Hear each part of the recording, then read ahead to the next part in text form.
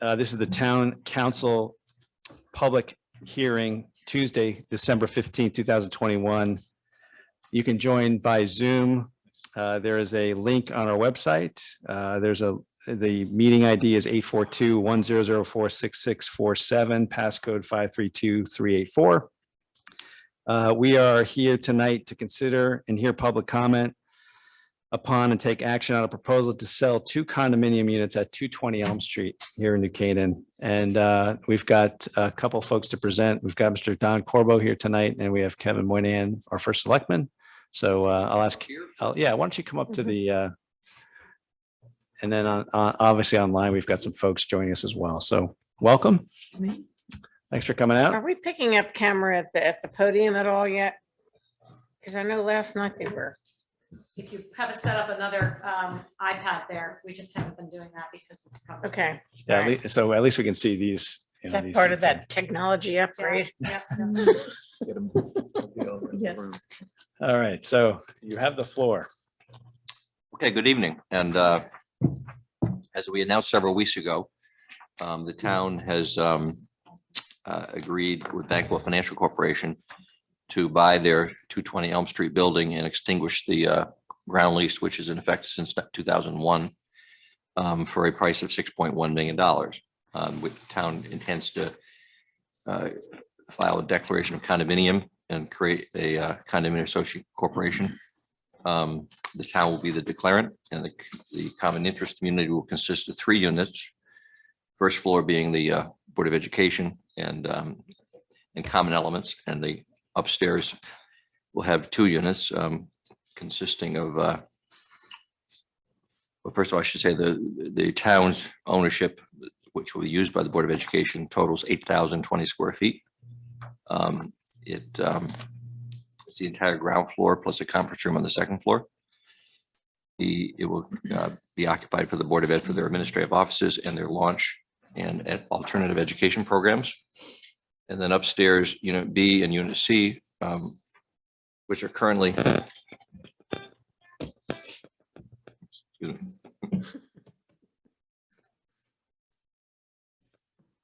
We should make an announcement about cell phones. Unless it's Mim, if it's Mim. No, you can no, take no, it. it's not. So I won't be home for dinner. So. Anyway, so units B and C, which are currently occupied by 2 business tenants, will be purchased by private investors for respective prices of $2,497,500, $2,497,500, and $1,700,000. The Board of Education is required to give 12 months notice of their election to terminate their existing lease at 39 Locust Avenue. And the town and the Board of Education will coordinate the delivery of the notice so that the effective date of the termination will coincide with the estimated date of completion of renovations to Unit A, the first floor, and part of the 2nd floor. So I guess, this public hearing is required by Connecticut statute, so the public has an opportunity to comment or ask questions. I don't see any members of the public here. There's nobody online. Nobody online? Anyway, Mr. Don Corbo, let me introduce. Don is New England Properties. Correct. Longtime resident of New Canaan and a longtime commercial real estate broker, mainly in Stamford, but also in the surrounding area. Don represents Bankwell, although Bank several times accused of him of working for the town. We made clear initially, we started discussions back in April with Bankwell. And Don then proceeded to try to find co-investors. We said to the bank, we'd like to talk about condominiumizing the building and only having the Board of Education take 1 floor. And they said, well, make us an offer. And that's when we finally had 2 investors who had given letters of intent. And we made an offer for the $6.1 million, which was accepted. And then Don has been through 9 investors to get to the point where we think we're going to close next week. It hasn't been a straight line to get here. It's a complicated transaction. And Let me try to explain some of it.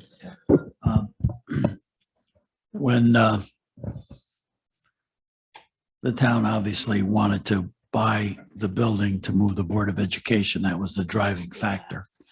And Don, because, pull it a little closer. oh, You almost have and to because use the mic. building is 18,000 square feet, the reality was that the building was really too big just for the Board of Education. So how do we accomplish that? So that's when the condominium idea came to be. And as the deal progressed, we tried to accommodate the Board of Education by way of trying to figure out what was best for the Board of Education, because originally they were going to take a different location in the building. So as that evolved, it also started to evolve what in fact were we going to be selling. So so we finally now have reached the point where the Board of Education has seems to be satisfied with the locations of the building, in the building. And we have finished up our negotiation with the Fortress space, which is the smallest space, which is on the second floor of the building. And we just had a meeting with the Board of Education so that the Board of Education could make that prospective purchaser aware of how the Board of Education works and the different programs, to make sure that the buyer was fully aware of how the building would then operate going forward. Had no problem. The gentleman actually has a son in the Board of Education school system now, which was kind of nice, actually. So we're still negotiating the second purchase, which is the Gridiron space. And just because of logistics, I was the person that sold Gridiron, the other building that they're moving into, which is undergoing a big rehab. Anybody in town can certainly see that. And they wanted to extend their lease. The town couldn't do it because we're not in a position to make any decisions yet. So Bankwell, I had to negotiate that with Bankwell and Gridiron. They're anticipating that they will be finished, I think, in the end of July. So the present guy who's buying, because he's buying a space that is going to be empty, so I have to find him a tenant. This is not a person that's occupying space. It's not being sold as a user. It's an investor. Kevin gave you the numbers. We've been able to maintain those numbers. They basically boil out to the smaller spaces, $590 a square foot. Tell you the truth, I haven't found any other buildings that have sold for that much money in New Canaan. And $580 for the Gridiron space. Usually, because it's bigger space, it usually goes a little cheaper. And that's the tenant that's running the risk of trying to find a tenant by the time they move out. But I have no concerns about getting that done. It is, in fact, the best building in all of New Canaan, as far as I'm concerned. And I think Kevin feels the same way, and so does the Board of Education. Great location.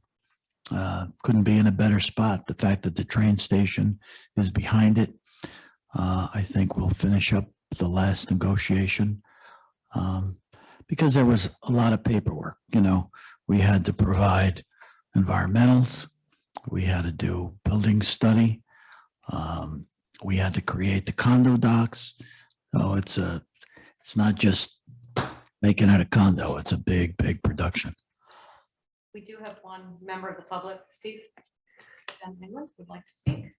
Oh, no, I'm waiting for the regular meeting. Oh, I All thought, sorry, you had me misled. We do have the town attorney, Doug Lamonte, on by Zoom. How you doing, Doug? Thanks for joining us. I want to thank Don while we have him here. Most of us actually were able to tour the building, and Don took us around to show us, the whole building top to bottom. And I think all of us walked away agreeing that the quality of the building was really amazing. I mean, It's really a well-built building. well-built. Yeah. The spaces are nice.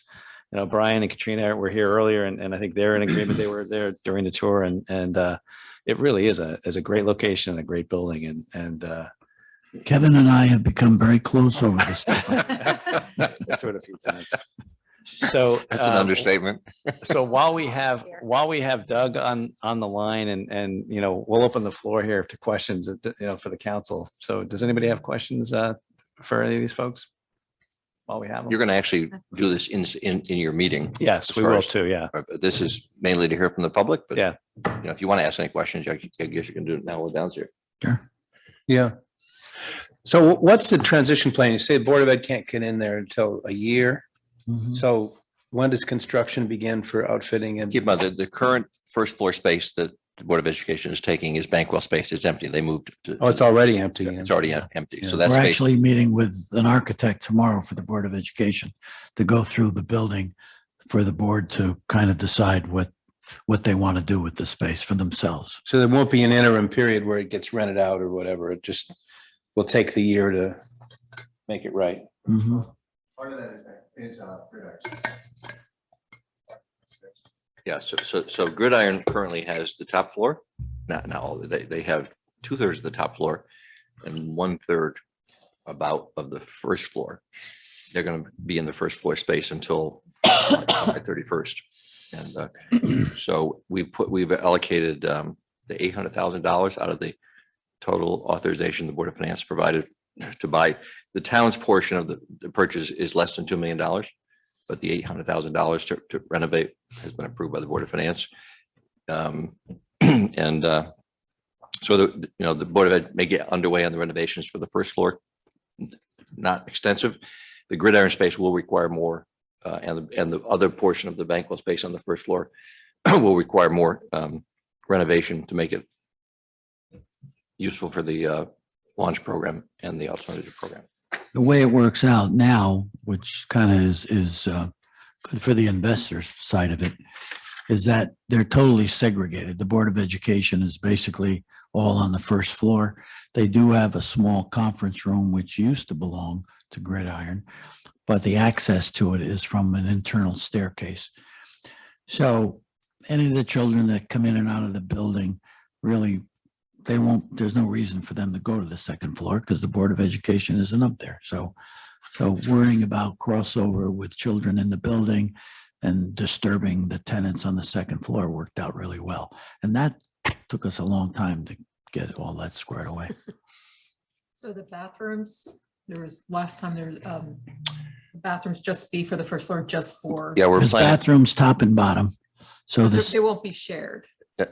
No, we're working on a plan now to have the current lobby be made smaller so that just the elevator and the stairwell are public. And then there'd be a doorway into the back of the lobby, and the bathrooms will be only for the use of the first floor tenant, Board of Ed.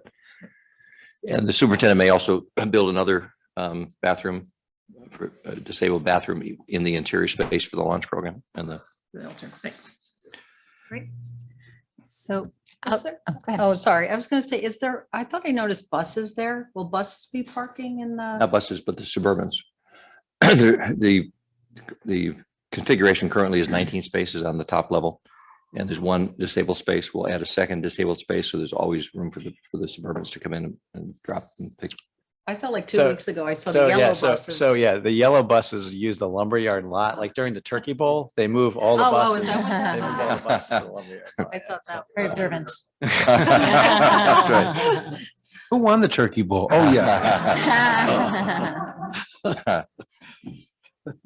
So just a comment. So I've toured the building and I think it's a phenomenal building. I agree with a lot of the points that you're making on what a great investment it is and what a great building it is for the Board of Ed. Honestly, my only hesitation, and we discussed this at the last meeting, was just the sense of just making sure we're not doing this with any perception of secrecy so that the public obviously gets a chance to weigh in and that there was appropriate opportunity for folks to be able to make an offer. And I think if those conditions have been met, then and we don't have any, risk of lawsuits or ill perception within the New Canaan public, then Well, I'm all there's for been a this. For sale sign out there since May. Yeah. Right. yeah, And, and it's been listed, Mhm. was listed on CoStar, yeah, so which is a national company. We did have a lot of input from people that wanted to lease, but that's not what we were doing, Right. obviously. So I mean, that's my only concern because I think it's a great building and a great investment. Like I said, I agree with everything, all the points you make. I just want to make sure we're doing this the right way. And I have heard a couple of comments and this isn't a ton of, not everybody, but just a couple of comments of, oh, this is being done behind closed doors. And I didn't feel that way. But I just want to make sure that we're, making sure this is Real the estate right negotiations process. by their nature are behind closed doors. Absolutely. There's a lot of negotiation going on Yep. here because the investors in particular Hear ya. had problems understanding why the price that we were putting on the ground lease, we Mhm. we're effectively selling the ground lease as part of the transaction. Mhm. And people couldn't wrap their heads around the value of the ground lease. Yep. We have an appraisal on the ground lease and we stuck to it. Board of Finance discussed that at length in their executive sessions. And so The other part of it is when you talk about the square footage and maybe you can do, the comps in town, when you get to the point where you're looking at, what was it, 580 you said, or 590. 590. I mean, that number is as high a number as you're going to see pretty anywhere, right? I mean, so. he couldn't find anything over 500. Yeah. So. Yeah. So that's a pretty good indicator that you've done a pretty spectacular job in terms of putting the deal together. But, Yeah. But to Rita's point, one of the reasons why we're having a public hearing like this, and we've got, wide open town attorneys on, we've got all this, we're trying to shine as much light on this as possible. So hopefully, press has picked it up. There's been a couple articles about it. So, we can only do as much as we can do to try to get it Yeah. out there. Absolutely.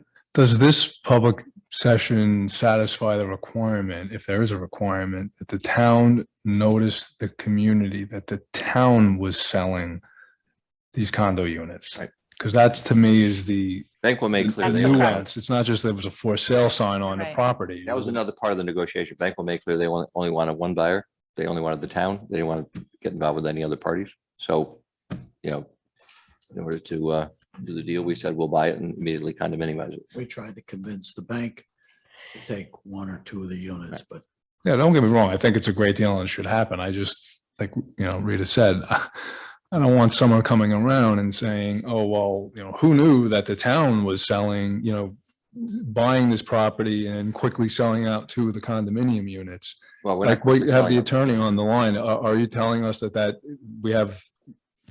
we've satisfied anything the general statutes require regarding the sale of the condos? Yes, Doug Lamonte from Bertram Moses, representing the town. And the answer is emphatically yes. The statute in question is Connecticut General Statute, Section 7-163E, which provides that the legislative body shall hold a public hearing prior to selling real estate. These condominium units qualify as real estate. In addition, there was a sign posted in accordance with the statute. So you're in compliance. What does the sign say? for sale. No, not your for sale sign. There's a sign on the for sale sign that says pursuant to statute Oh. such and such, there'll be public hearing on the sale of these units. That's what the statute requires you to notice. Give notice to the public, both in the newspaper and on the property itself. Does it say that the town New Canaan is selling any of the units? That's what the notice says that you've read for tonight's public hearing as well as the newspaper notice. Okay, I haven't driven by the building, so I'm not aware of what signs went up recently. We sold property before and we put the sign up. So We have? remember a couple of years ago, we sold up on Luke's Wood Road. I think we, And it's been noticed to successive weeks in newspapers as well. Okay, could you clarify where the Board of Ed is going in the building? Because I'm a little confused. first floor, The entire entire first floor? And then there's an interior stairway to the second floor, which Right. has a Small conference room, which the superintendent would prefer to keep Okay, because there's one large conference room on the first floor. And then is there another smaller conference room, but he would prefer to keep the conference Another room. one. We had to decide what to do about the interior stairway. okay. So, The last time we spoke, you mentioned that the rental that will be generated by leasing this, by leasing out the space would be substantial. And one of the investors is an investor, not a user, end user. So my question is, we talked about possibly buying 2/3 of the building instead of selling off two units. We've always been talking about buying 54%. It became 53% when we flipped the, we ultimately decided the superintendent was, or the board of ed was going to be on the second floor. Mhm. And then we decided it would make more sense to have everybody on the first floor, and the Right. investor who was going to buy Right. the first floor agreed to buy the second floor. Okay. So So does it work to our advantage to buy another unit and lease it the out? Board of Finance has made clear that they don't want to be a landlord. I would, if I was making the decision, I would keep the, But we have no Yeah. expansion space for the Board of Ed. the superintendent is here if you want to talk to him about meeting his needs. He feels it meets his needs. You know, maybe to your point, and I know what your next question is going to be, we asked about right of first. Oh, we have, best offer, whatever. we have That- right of first offer that- in the that- documents. That's in Yeah. the contract. Right. So, you know, we've got that in there. So Okay. if we decide we want to go, you know, buy one of the units back, we have right of first offer. So that exists. And then thank you for everybody working hard to get that in there, because I think that is an important thing to have that option down the road. And we're at 6:54, so we're gonna have to wrap it up. Anybody else have any other? Just one more. Yep. Is there an association, a condo Yeah. association and bylaws? Do we Yeah. see the bylaws as a town? Have we seen them? No, we have. That's a good question for. That's for the Board of Selectmen to approve. They've already seen the drafts of the declaration, and they've seen the purchase sale agreement, they've seen the parking agreement, they've seen the there's a draft agreement with the Board of Education. So, Could Can we- you pass it yeah. around? Could we see them? well, they're all drafts until they're finalized, they're drafts, so we're not gonna, But you'll circle. oh, yeah, them after yeah, that. then when anything that's final becomes a public document. But that's administrative. That's not our domain. That's the Board of Selectmen's job. That's right.